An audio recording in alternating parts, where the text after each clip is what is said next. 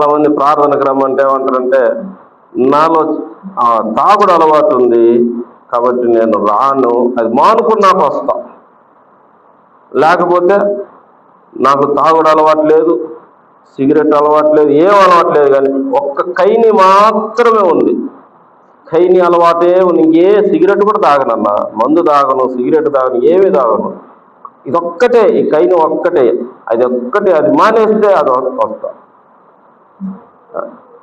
కొంతమందికి ఆ కైని అలవాటు ఉండదు, మందు అలవాటు, సిగరెట్ అలవాటు ఉంటుంది. కొంతమందికి అన్నీ కలిపి ఉంటాయి. ఇది లేదనే దానికి లేదు.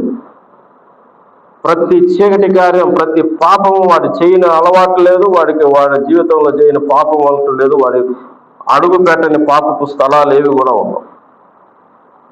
అన్నీ ఉంటాయి.